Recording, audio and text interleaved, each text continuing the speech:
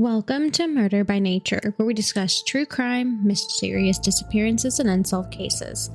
I'm Jazmin Hernandez, your host.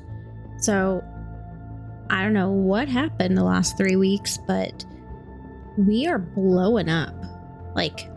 We started with a good amount of people, and now we're getting hundreds of people listening in every single day. It is insane. It's crazy. Well, also, I was going to try and do YouTube today, and I recorded the video, and now I can't get it to post. So here we are, back to our audio version. I will get those kinks worked out, and it may be a few weeks before we can actually get YouTube going. It's a little bit more difficult than I anticipated, but we're doing great with the audio, so we'll keep this rolling. And we have videos on TikTok that you're always able to go watch or follow us on our Instagram, because I post all the videos there too. And then once we get YouTube situated and going, I think we'll be good. We just need a few weeks on that. So with this series, we are going to be focusing on murders inspired by horror movies or movies that were inspired by the murders. This week, we're going to dive into one of my favorite movies and finding out that it was actually inspired by a true crime case. So we'll get into our references for today. We have grunge.com, Box Office Mojo, Real Life Villains, Horrorland, and True Crime Edition. Jeepers Creepers was a hit horror movie in 2001 that made over $59.2 million during its original release per Box Office Mojo. It was directed by Victor Salva, and it was the story of a brother and sister that were being stalked by a demonic flesh-eating creature, nicknamed the Creeper. He embarked on an eating spree every 23 years, and it's hard to imagine that such an outlandish premiere could be on the base and inspired by real life events. For everyone that didn't know, Jeepers Creepers has a twisted backstory, and where it came from is going to shock most. I'm certain the sun will shine. I don't care how the weather vane points. When the weather vane points too gloomy, it's gotta be sunny to me when your eyes look into mine. Jeepers Creepers, where'd you get those creepers?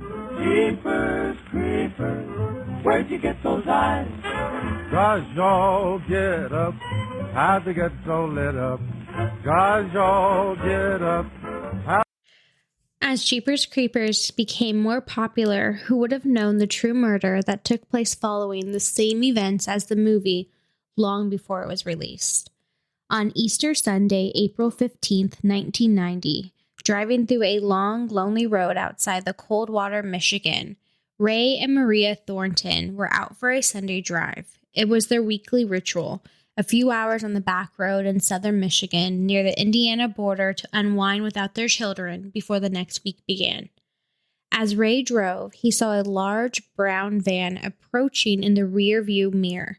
Ray sped up, but the van sped past him in the wrong lane and continued down the road. Mary laughed and said, "Geez, they're in a rush." And as the two continued to drive down the road, they noticed something strange. The van was now pulled over by an old abandoned schoolhouse, and the driver was carrying a bloodied blanket. The Thorntons quickly realized that they accidentally stumbled upon something quite sinister, and to make matters worse, the suspicious driver spotted them. Dennis and Marilyn Dupuis were married for 17 years, raising their children, 2 daughters and a son. Dennis was a property assessor, and Marilyn was a Coldwater High School guidance counselor. That is a mouthful. Great tension started to grow within the marriage, and after he became withdrawn, he accused her of turning their children against them. She often told friends that she was unhappy and that she wanted a divorce. Dennis and Marilyn's relationship ended up crumbling over time. Dennis was very controlling and demanding, and furthermore, they had very different personalities. Marilyn was very active and involved within the community, and Dennis wasn't, and he didn't like the fact that she was. In 1989, after 18 years of marriage, Marilyn filed for divorce. She told her attorney that Dennis was trying to ruin her life and wouldn't let her make decisions on her own.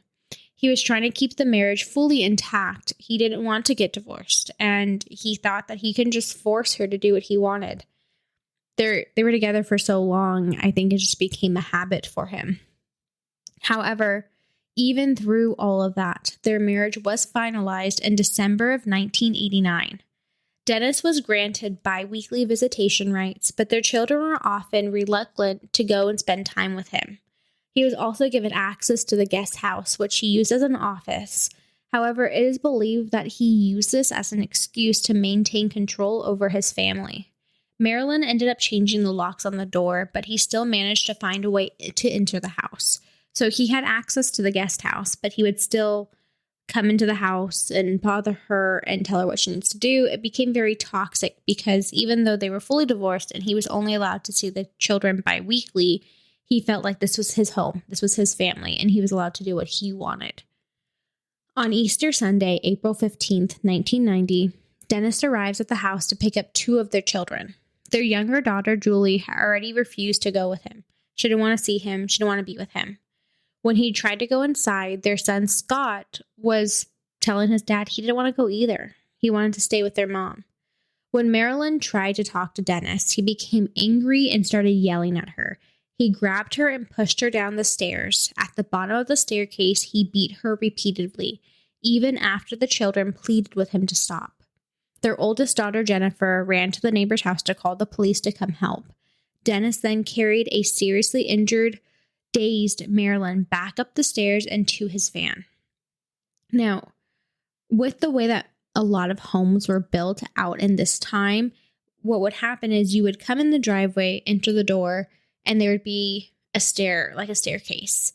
You'd enter and you'd be on the top level floor, and like the kitchen and the living room and everything would be underneath. And that's kind of what I'm envisioning their house to look like. That maybe like the living rooms up top are the bedrooms, and then down at the second floor, it was like the kitchen, living room area that led out to the backyard. But it was a fancy house like that.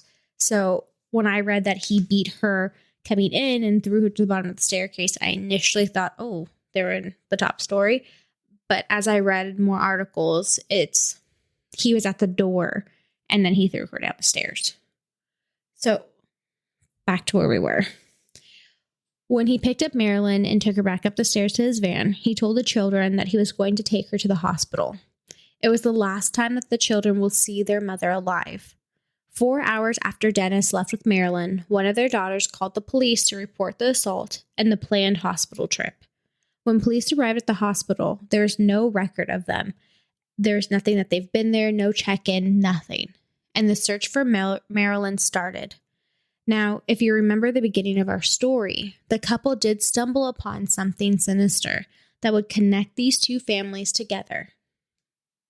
As the couple continued to drive down the road and get away from what they just saw, Ray again saw the brown van approaching in his rearview mirror. Instead of immediately passing like before, the driver tailgated dangerously close for several minutes before the van again blasted around their car and sped down the road. Both still in shock, the Thorntons decided that they had to turn back to verify what they saw. Now, if you're any horror film fan, you can tell me exactly what's going to happen right now. Now, it's never a good idea to go back, especially when you saw something bloody coming out of the car and then being chased down. But the couple did turn around. The couple knew that they needed to go back to the van. They needed the license plate and they needed to alert the police. As they passed the van, a tall man wearing a white hat was standing at the back of the vehicle with the doors open. He was changing the license plates. They left the passenger door ajar and they were able to see into the interior, and it was visibly covered with a large amount of blood.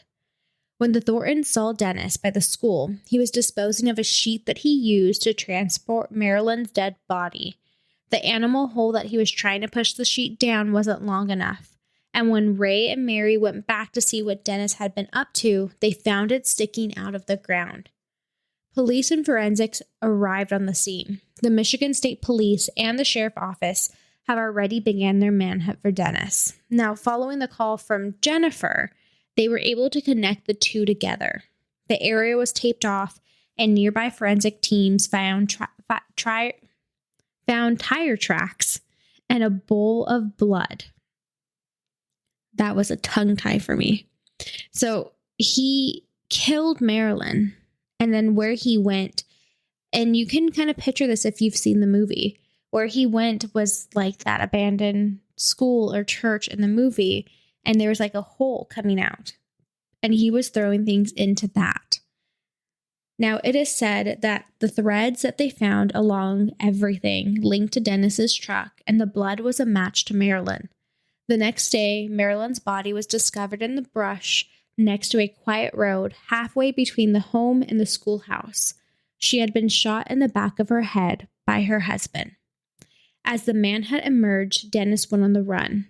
He would end up sending several letters back to family and friends, trying to justify why he killed her and why it was not his fault. He would send out 17 letters in total with various postmarks from across the eastern United States. 3 months after Marilyn's murder, Dennis would send another letter. This time, it was a 13-page letter quoting verses from the Bible and consisted of more rambles. After the letters, the lead started to slow down, and the case started to grow cold. It remained cold for an entire year until Unsolved Mysteries aired the episode of Dennis and the crime that happened in March 1991. Nearly a year after the murder, on the night that it aired, Mary arrived at her home in Dallas, Texas. She was surprised to see her boyfriend's vehicle in the driveway, and as she opened the front door, she was confronted by Hank. He told her that he needed to drive home as his mother was very ill. He asked Mary to make him some sandwiches for the road while he packed up his belongings. Now, in reality, it is thought that Hank was just trying to keep her busy so she wouldn't be able to sit down and watch TV. And in that TV screen, she would have seen him staring back at her. Hank packed up his green 1984 Chevrolet van and gave his girlfriend a hug. Mary never saw that man again, but she would soon find out who he really was. Mary's friend was the one who called into the hotline, reporting her friend's boyfriend as Dennis. She gave the operator his license plate number and where they thought he was going, and just 4 hours later, Dennis was located. Louisiana state troopers were the first to spot the truck. They tried to stop the vehicle, but instead embarked on a high-speed chase that lasted 15 miles. Warren County Sheriff Paul Bartlett told his team to shoot out the truck's tires if they couldn't stop Dennis.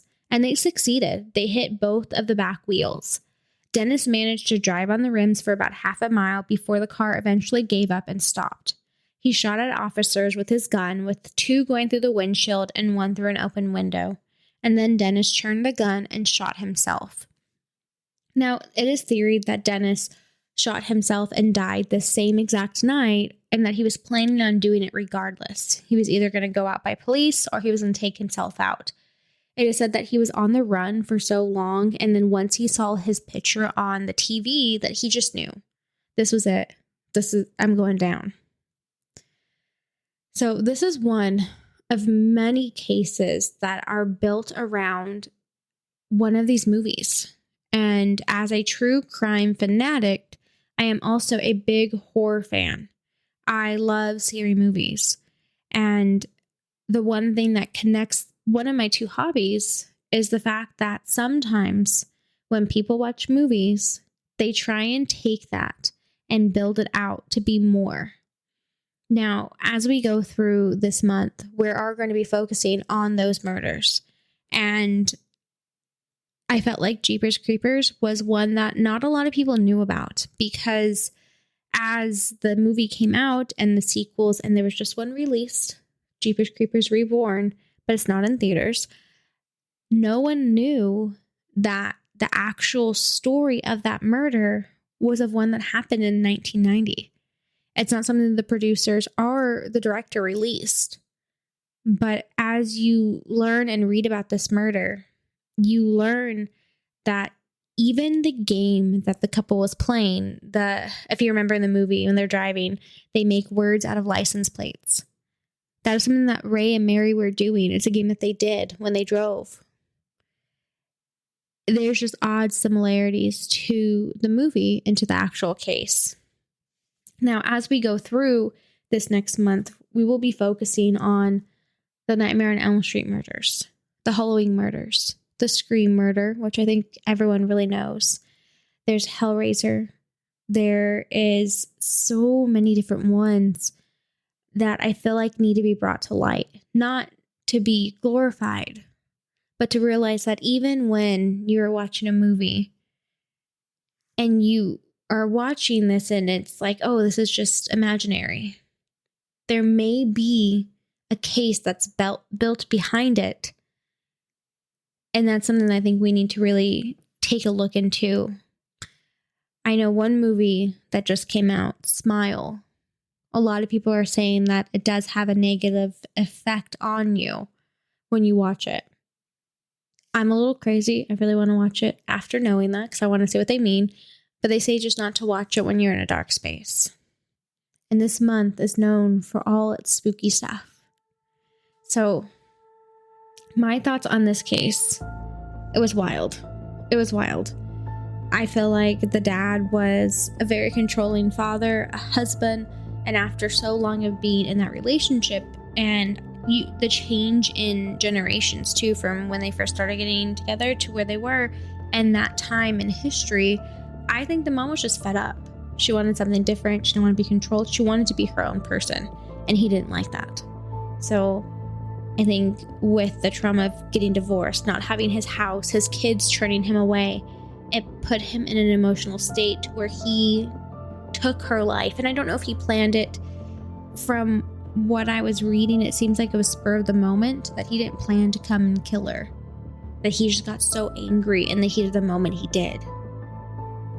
It's not said if the kids grew up with their maternal or paternal, but I will say the one thing that did trick me as odd is even though he killed his wife, on her find a grave, on her obituary, he is labeled as her spouse.